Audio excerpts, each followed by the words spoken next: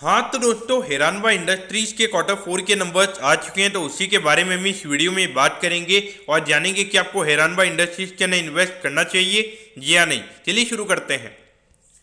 तो देखिए, सबसे पहले अगर हम यहाँ पे रेवेन्यू के नंबर की अगर हम बात करेंगे, पिछले क्वार्टर के कंपैरिजन में ये नंबर 7% से हमें कम होता हुआ नजर आया है और ये नंबर आया है 258 करोड़ पे। लेकिन यहाँ पे प्रॉफिटेबिलिटी में हमें कोई चेंज देखने को नहीं मिला है और ये नंबर आया है 14 करोड़ पे। तो देखिए, जब आपका रेवेन्यू का नंबर इतना गिर रहा है लेकिन अगर आपकी प्रॉफिटेबिलिटी यहाँ पे चेंज नहीं हो रही है, तो यहाँ पे कहीं ना कहीं थोड़े से कंपनी के जो नेट प्रॉफिट के मार्जिन है वो हमें यहाँ पे इंप्रूव होते हुए नजर आए हैं। लेकिन देखिए, अगर हम यहाँ पे ईयर ऑन ईयर बेसिस की अगर हम बात करेंगे तो वहाँ पे अराउंड 26% से हमें यहाँ पे कंपनी का रेवेन्यू का नंबर कम होता हुआ नजर आया है और जो प्रॉफिटेबिलिटी है वो हमें यहाँ पे 66% से कम होती हुई नजर आई है और ये नंबर आया है 14 करोड़ पे। लेकिन देखिए, मेरे ख्याल से देखा जाए जो ईयर ऑन ईयर बेसिस के नंबर है उसका मुझे लगता है कि जो कंपनी का स्टॉक प्राइस है उसके अंदर ऑलरेडी वो चीजें प्राइस देने, चूंकि अगर आप देखोगे पिछले क्वार्टर में कंपनी ने ऑलरेडी इतना कम नंबर दिखाया था। कंपनी की अगर हम मैनेजमेंट की कमेंट्री की अगर हम बात करेंगे तो वो कमेंट्री भी काफी वीक लग रही थी। वहां पे ऑलरेडी अगर आप देखोगे 30-40% का करेक्शन हमने ऑलरेडी स्टॉक के अंदर देख लिया था। तो पॉइंट ऑफ व्यू से देखा जाए तो मुझे लगता है कि यहाँ पे ईयर ऑन ईयर बेसिस की वजह से यहाँ पे हमें करेक्शन आज देखने को नहीं मिला है। मुझे लगता है कि यहाँ पे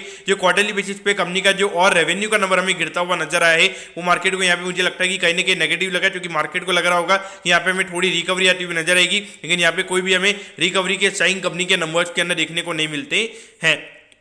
अब अगर हम डिविडेंड की अगर हम बात करेंगे यहाँ पे कंपनी ने 1.25 रुपीज़ का डिविडेंड डिक्लेयर किया है, क्योंकि अगर आप देखोगे तो कोई डिविडेंड ये कंपनी का मैटर नहीं करता है, क्योंकि 300 रुपये के ऊपर 1.25 अगर आप देखोगे 0.5% से भी कम का डिविडेंड हमें यहाँ पे कंपनी का स्टॉक प्राइस के ऊपर यहाँ पे नजर आता है। और पिछले साल के कंपेरिजन में अगर आप देखोगे तो पिछले साल कंपनी ने 2 रुपये का डिविडेंड दिया था और अभी 1.25 का है। तो देखिए, नॉर्मली मार्केट उन कंपनीज को लाइक नहीं करता है जहाँ पे dividend year on year basis पे जिनके डिविडेंड कम होते हैं उन्हें कंपनी नॉर्मली उन्हें मार्केट नॉर्मली लाइक नहीं करता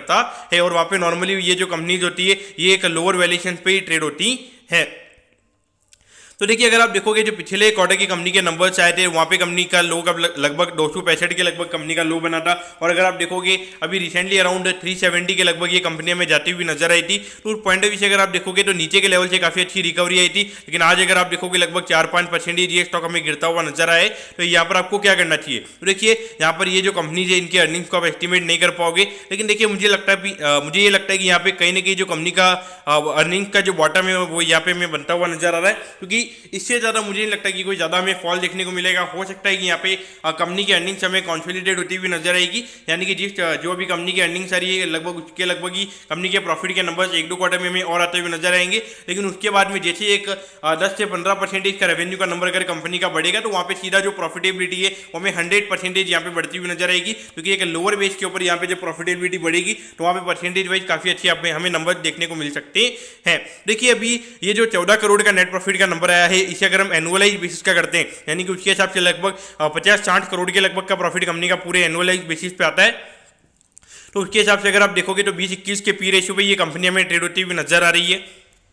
और बाकी अगर हम देखेंगे तो कंपनी का लगभग 40 करोड़ के लगभग ये कंपनी का एवरेज पर क्वार्टर का प्रॉफिट रहा है। तो उसके हिसाब से अगर आप देखोगे अगर ये कंपनी आने वाले टाइम पे अगर फ्यूचर में अगर 40 करोड़ रुपए अगर पर क्वार्टर में अगर ये कंपनी करती है तो उसके हिसाब से अगर आप देखोगे तो 10 के नीचे का फॉरवर्ड भी हमें यहाँ पे कंपनी का नजर आता है। तो मुझे लगता है कि यहाँ पे अगर आपके पास में ये कंपनी है बहुत ज़्यादा घाटे में, तो मुझे नहीं लगता कि यहाँ पे आपने सेल करना चाहिए। मुझे लगता है कि यहाँ पे कहने के आने वाले टाइम पे हमें ये कंपनी का लो बनता हुआ नजर आएगा। लेकिन एक जो क्वेश्चन मुझे यहाँ पे नजर आता है, एक अपसाइड पोटेंशियल की जो हम बात करते हैं, यानी कि जो एक तरफा रैली की, मुझे लगता है कि यहाँ पे कम से कम 5-6 महीने तक ये स्टॉक हमें यहीं पे चलता हुआ नजर आएगा। फिर उसके बाद जब फंडामेंटल्स कंपनी के इंप्रूव होंगे फिर हमें यहाँ पे रैली देखने को मिलेगी। तो अगर आप में पेशेंस है तो ये आपने यहाँ पे रखना चाहिए। अगर आप में पेशेंस नहीं है तो मेरे ख्याल से आपने ये बेच के कुछ और लेना चाहिए जहाँ पे आपका कॉन्फिडेंस ज्यादा है और अभी जिस तरीके से मार्केट रिकवर कर रहा है, और अगर आप रिकवर नहीं करोगे तो कहने की आपको वहाँ पे प्रॉब्लम हो सकती है। तो दोस्तों, मैं कहता हूँ कि हैरानवा इंडस्ट्रीज के जो क्वार्टर 4 के नंबर्स हैं वो आपको अच्छे समझ में आ गए होंगे। अगर आपकी कोई भी क्वेरीज है आप कमेंट कीजिए, मैं जरूर आपके कमेंट पर रिप्लाई करूंगा। ओके दोस्तों, thank you, have a nice day.